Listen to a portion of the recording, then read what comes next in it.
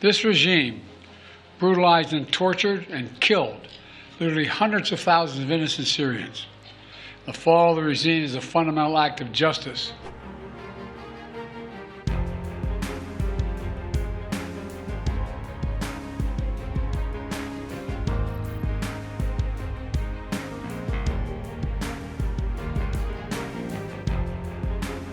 After 13 years of civil war in Syria, more than half a century of brutal authoritarian rule by Bashar Al Assad and his father before him, rebel forces have forced Assad to resign his office and flee the country.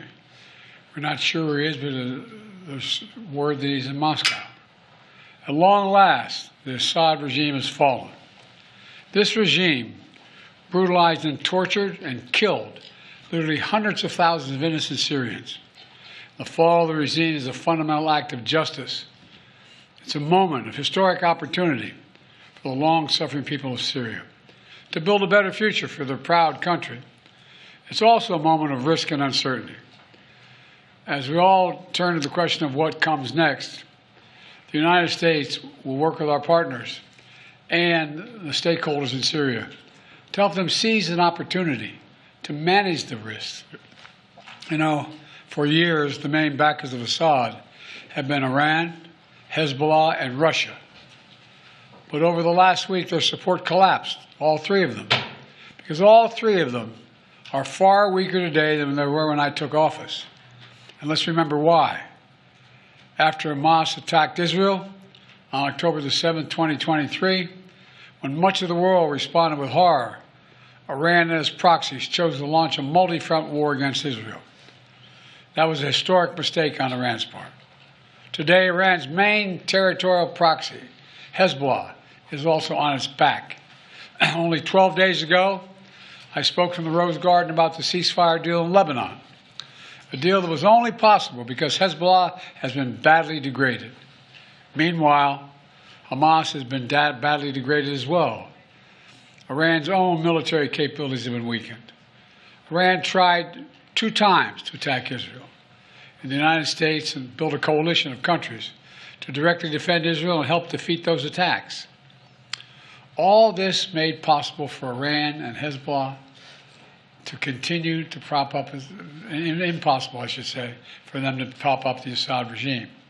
Additionally, Russia's support for Assad also failed, and that's because Ukraine, backed by our American allies, has put up a wall of resistance against the invading Russian forces, inflicting massive damage on the Russian forces. And that has left Russia unable to protect its main ally in the Middle East. Excuse my cold. The upshot for all this is, for the first time ever, neither Russia, nor Iran, nor Hezbollah could defend this abhorrent regime in Syria.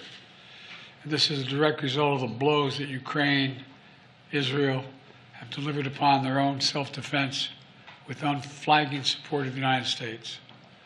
You know, over the past 4 years, my administration pursued a clear and principled policy towards Syria.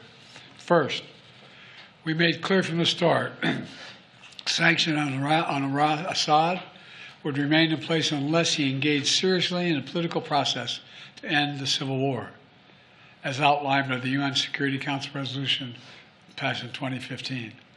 But Assad refused, so we carried out a comprehensive sanction program against him and all those responsible for atrocities against the Syrian people.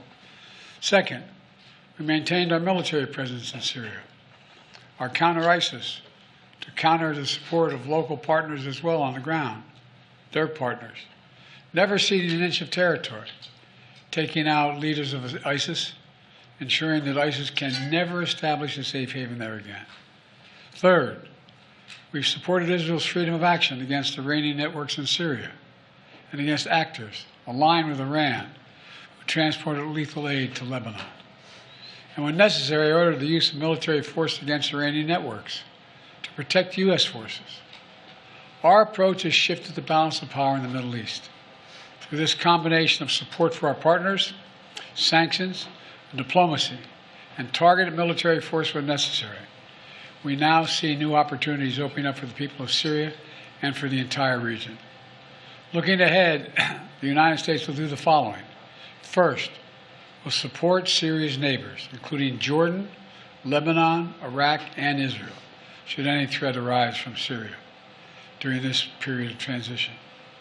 I will speak with leaders of the region in the coming days. I had long discussions with all of our people earlier this morning. And I'll send senior officials from my administration to the region as well.